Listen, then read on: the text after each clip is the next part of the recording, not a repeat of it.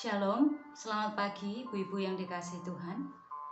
Selamat bertemu lagi di dalam ibadah pagi hari ini. Mari bersama-sama sebelum kita bersama merenungkan firman Tuhan, kita ambil saat teduh dan kita berdoa. Mari kita berdoa. Bapa di dalam surga, terima kasih untuk setiap kasih dan anugerah-Mu yang hadir di dalam setiap kehidupan kami.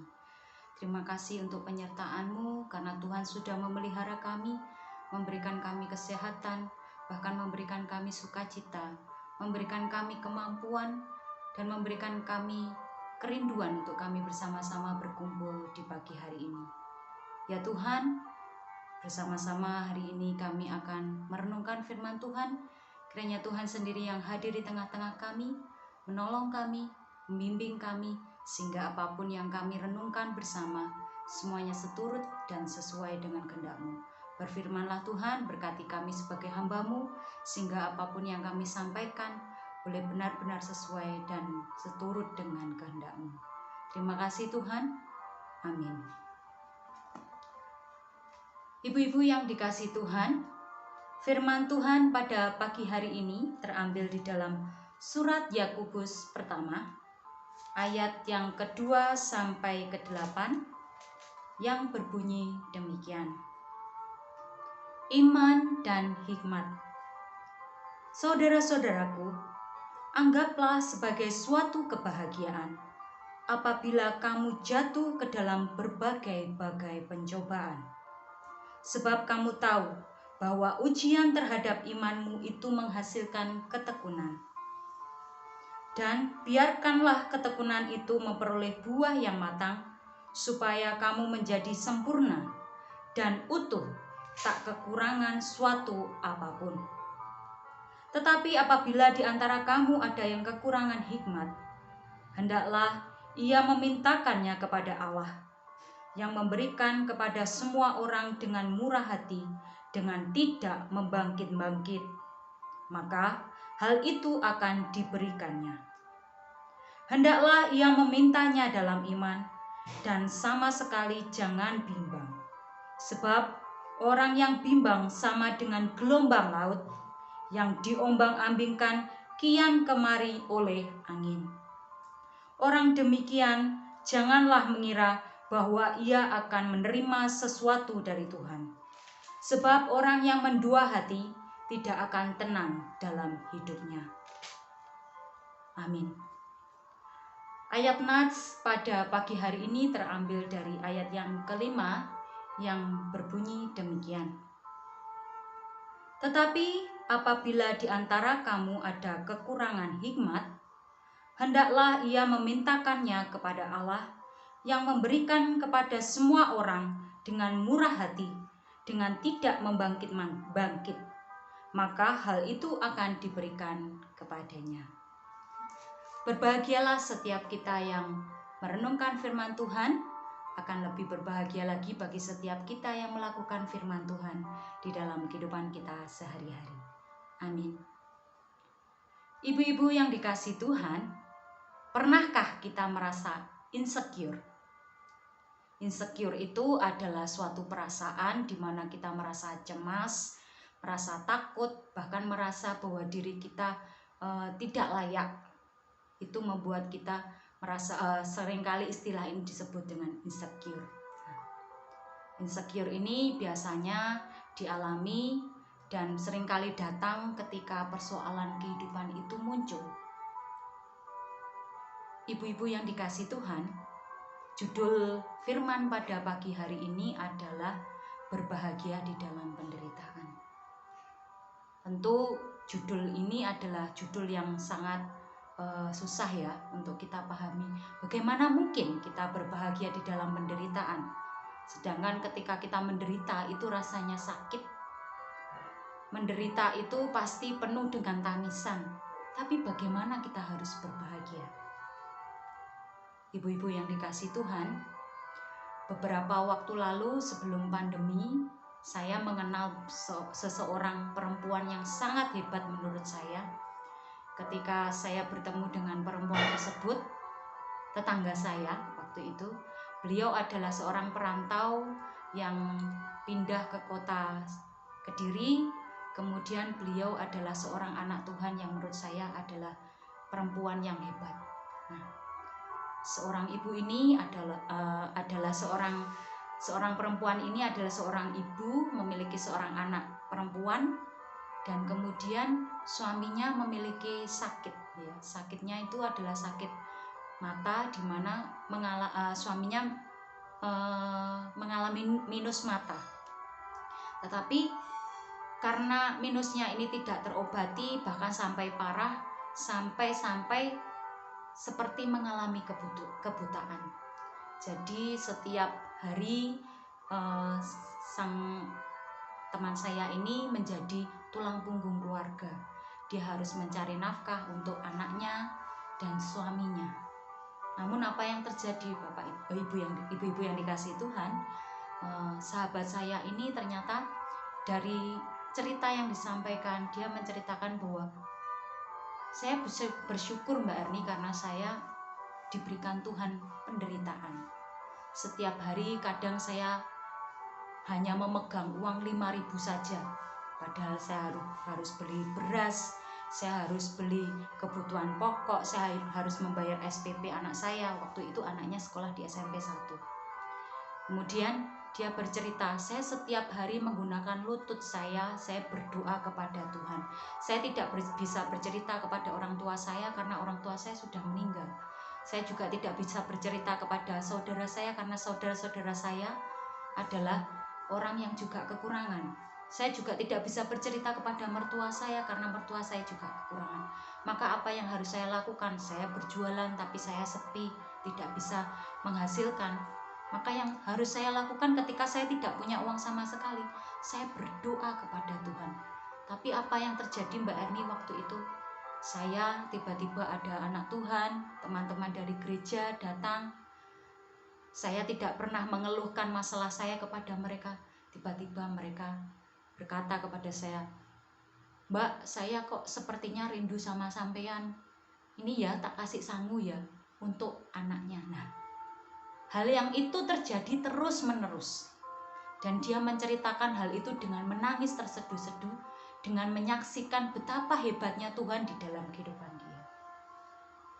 Ibu-ibu yang dikasihi Tuhan, seperti yang kita baca di dalam Yakobus ini, kita melihat bahwa Yakobus ini ditulis di mana jemaat pada awal mulanya ini mereka tinggal di daerah di mana mereka tinggal dengan orang-orang yang tidak mengenal Tuhan.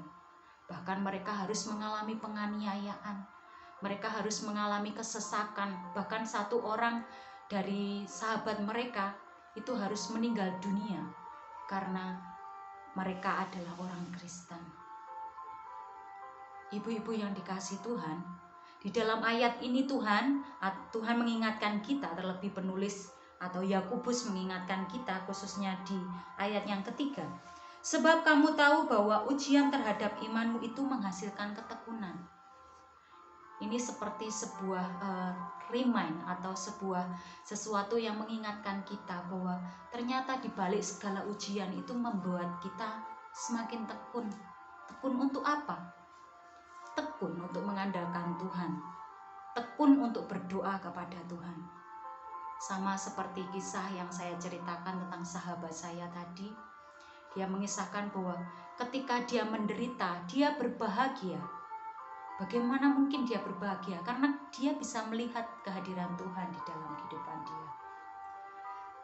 Ibu-ibu yang dikasihi Tuhan, di sini di ayat yang kelima kita juga diingatkan ketika kita menghadapi berbagai pencobaan, kita diajak untuk kita senantiasa berhikmat.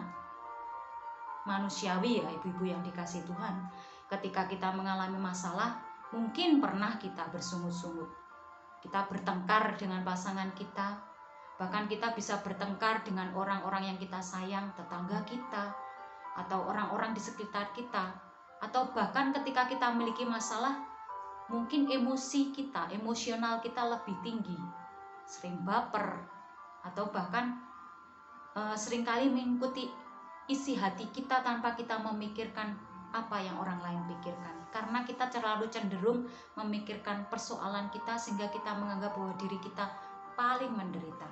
Sehingga kita menganggap orang lain harus memahami kita.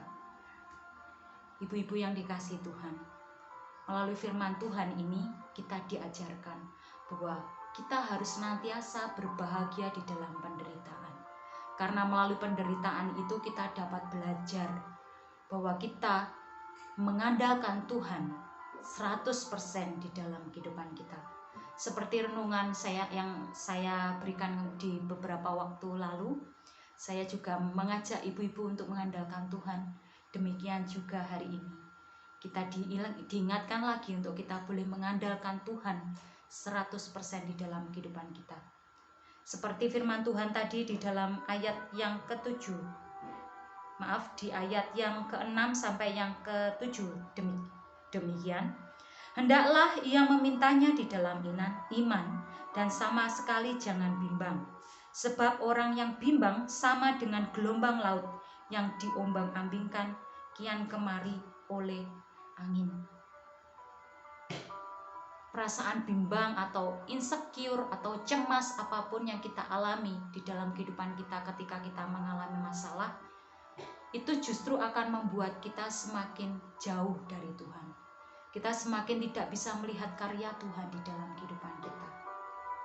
Oleh sebab itu, ibu-ibu yang dikasihi Tuhan, melalui firman Tuhan pada pagi hari ini, kita diingatkan untuk kita tidak bimbang, untuk kita senantiasa bertekun di dalam penderitaan apapun yang kita alami. Terlebih di masa sekarang, di masa pandemi dan PPKM ini, mungkin kita mengalami banyak hal yang mungkin saya sendiri bisa membayangkan ibu-ibu ini semakin hari semakin kreatif ya. Jadi kalau kita tidak bisa bekerja secara formal, kita tidak bisa berjualan secara langsung, maka kita bisa berharap, kita bisa berdoa, kita bisa bekerja, bisa lebih kreatif lagi. Kita akan usaha online dan sebagainya. Kita jangan putus arang. Apapun persoalan yang kita alami, bahkan penderitaan saat ini yang kita alami, kita jangan putus asa dan jangan terombang-ambing. Ingat selalu bahwa Tuhan menolong kita. Tuhan pernah menolong kita, maka ketika saat ini kita mengalami persoalan, kita harus yakin dan percaya bahwa Tuhan yang sama juga akan menolong kita. Seperti emas yang ditempa berkali-kali, maka akan menunjukkan kilaunya. Demikian juga keimanan kita kepada Tuhan. Semakin persoalan itu muncul dalam kehidupan kita, kita akan semakin bertekun di dalam doa, semakin dekat kepada Tuhan, semakin memohon belas kasihan Tuhan. Maka dari situ kita akan menjadi pribadi, akan menjadi anak-anak Tuhan yang murni, menjadi perempuan-perempuan hebat yang terus menginspirasi dimanapun kita berada.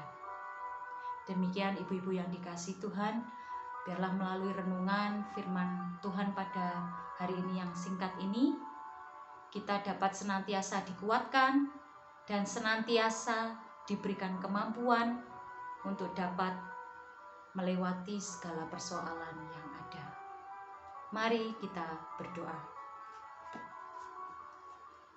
Bapa di dalam surga, terima kasih untuk firman hari ini. Kami boleh diingatkan bahwa kami sebagai anak-anak-Mu, Tuhan, kami boleh senantiasa diingatkan agar kami senantiasa tekun di dalam dan berbahagia di dalam penderitaan. Apapun penderitaan yang kami alami saat ini, kami yakin dan kami percaya Tuhan yang sama yang dulu pernah menolong kami adalah Tuhan yang sama yang akan menolong kami saat ini. Terima kasih Tuhan, kami percaya Engkau Allah yang hebat, Engkau Allah yang mampu menolong kami dan memampukan kami untuk melewati setiap persoalan.